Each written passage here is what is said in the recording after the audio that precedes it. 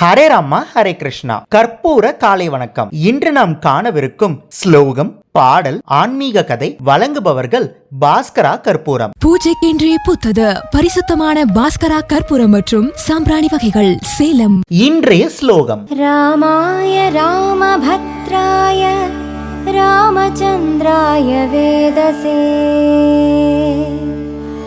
ரகுநாதாய நாதாய சீதாய பதயே நமஹ. இன்றைய பாடல்: எனக்கு வேண்டும் வரங்களை இசைப்பேன் கேளாய் கணபதி.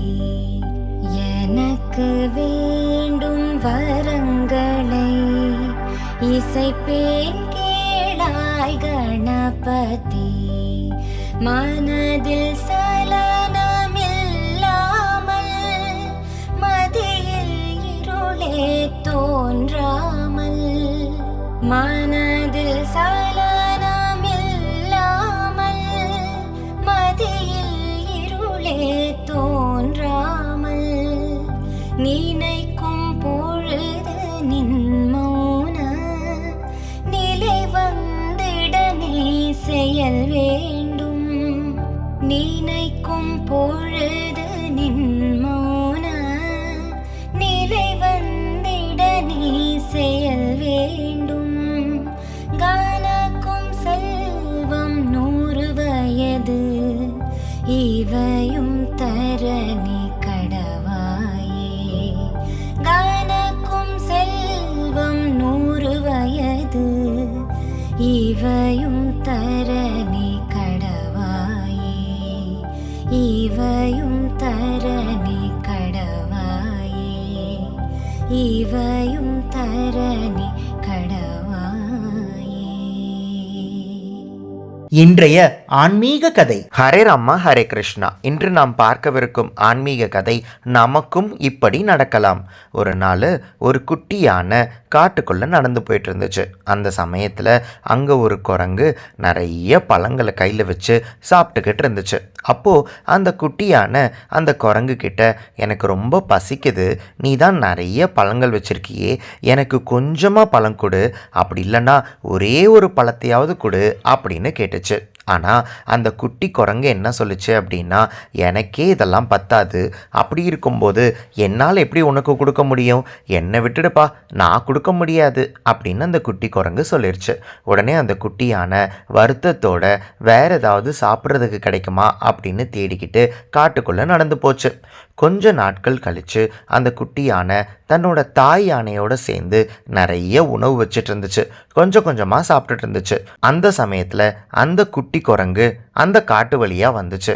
இப்போ அந்த குட்டி குரங்குக்கு ரொம்ப பசி, ஆனால் எந்த உணவுமே கிடைக்கல. அந்த சமயத்தில் இந்த தாய் யானையும் குட்டி யானையும் நிறைய பழங்கள் வச்சு சாப்பிட்டுட்டு இருந்ததை பார்த்துச்சு. அப்போது இந்த குரங்கு அந்த குட்டி யானை கிட்ட, குட்டி யானை எனக்கு கொஞ்சம் பழம் கூட, எனக்கு ரொம்ப பசிக்குது அப்படின்னு கேட்டுச்சு. அதுக்கு அந்த குட்டி யானை, அதெல்லாம் தரவே முடியாது, எங்களுக்கே பத்தாது இந்த பழம், அப்படி இருக்கும்போது நான் எப்படி உங்களுக்கு கொடுக்க முடியும் அப்படின்னு சொல்லிச்சு. குரங்கு ரொம்ப வருத்தப்பட்டுச்சு. அப்போது தாய் யானை குட்டி யானை கிட்ட, ஏண்டா கண்ணு இந்த மாதிரி சொல்கிற, நம்மக்கிட்ட தான் நிறைய பழங்கள் இருக்கே, அப்படி இருக்கும்போது அந்த ஒரு குரங்குக்கு கொஞ்சமாக கொடுக்கறதுல என்ன தப்பு, நீ ஏன் இந்த மாதிரி சொன்ன, பாவம் அந்த குரங்கு பாரு வருத்தமாக நிற்கிது அப்படின்னு சொல்லிச்சு. உடனே அந்த குட்டி யானை தாய் யானை கிட்ட, இல்லைம்மா, கொஞ்ச நாட்கள் முன்னாடி எனக்கு ரொம்ப பசிச்சது, அந்த சமயத்தில் இந்த குட்டி குரங்கு கிட்ட நிறைய பழங்கள் இருந்துச்சு, நான் ஒரே ஒரு பழம்தான் கேட்டேன், அது கூட கொடுக்க முடியாது அப்படின்னு சொல்லிருச்சு, இப்போ நான் மட்டும் எதுக்கு கொடுக்கணும் அப்படின்னு கேட்டுச்சு. அப்போது அந்த தாய் யானைக்கு நல்லாவே புரிஞ்சுது குட்டி யானை ஏன் இப்படி நடந்துக்குது அப்படின்னு. ஆனால் அந்த குட்டி யானை செய்கிறது தவறு அப்படின்னு தெரியுது. எப்படியாவது அந்த குட்டி யானைக்கு இந்த தவறை சுட்டி காட்டணும், அப்போ தான் இந்த குட்டி யானோட வாழ்க்கை நல்லா இருக்கும் அப்படின்னு நினச்சது தாய் யானை. அதனால் தாய் யானை குட்டி யானை கிட்ட, இங்கே பாருடா கண்ணு, கொஞ்ச நாட்கள் முன்னாடி நீ அந்த குரங்கு கிட்ட கேட்டு அந்த குரங்கு கொடுக்காதது தப்பு தான், எனக்கு நல்லாவே புரியுது. அதுக்காக இப்போ அந்த குரங்கு உன்கிட்ட கேட்கும்போது உன்கிட்ட பழத்தை வச்சுட்டு கொடுக்கக்கூடாதுன்னு சொல்லக்கூடாது அப்படின்னு சொல்லிச்சு. உடனே அந்த குட்டி யானை, நான் மட்டும் ஏன் அப்படி நடந்துக்கணும், அந்த குரங்கு மட்டும் அப்படி நடந்துக்குச்சு தானே, அப்படி இருக்கும்போது நான் செய்கிறது தப்புன்னு நீங்கள் எப்படி சொல்லலாம் அப்படின்னு கேட்டுச்சு. அதுக்கு அந்த தாய் யானை சொல்லிச்சு, நான் சொல்கிறேன்டா கண்ணு, நீ நல்லா யோசிச்சு பாரு. கொஞ்ச நாட்கள் முன்னாடி குரங்கு உனக்கு அந்த பழத்தை தரமாட்டேன்னு சொல்லும்போது குரங்குக்கு ஒரு விஷயம் தெரியவே இல்லை. என்ன தெரியுமா தெரியல? நாளைக்குன்னு ஒரு நாள் வரும், அன்னைக்கு எனக்கு பசிக்கும், அந்த சமயத்தில் நமக்கு உணவு கிடைக்காம கூட இருக்க வாய்ப்பு இருக்குது அப்படின்ற ஒரு யோசனை அன்னைக்கு அந்த குரங்குக்கு இல்லை. இப்போ அந்த நாளும் வந்துச்சு.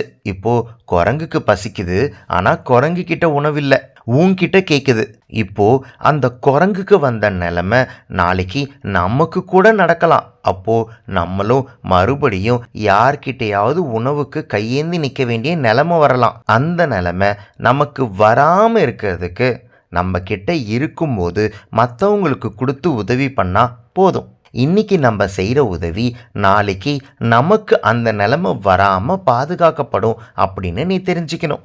ஒருவேளை குரங்கு உனக்கு ஒரு பழத்தை கொடுத்து உன் பசி போகிறதுக்கு காரணமாக இருந்திருந்தா இன்னைக்கு அந்த குரங்குக்கு வந்த நிலைமை வராமலே இருந்திருக்கலாம். அதனால் நம்ம கிட்ட இருக்கும்போது மற்றவங்களுக்கு கொடுத்து உதவுறது தான் ரொம்ப முக்கியம். அவங்க நமக்கு உதவுனாங்க உதவலை அப்படின்றத பற்றி யோசிக்கக்கூடாது.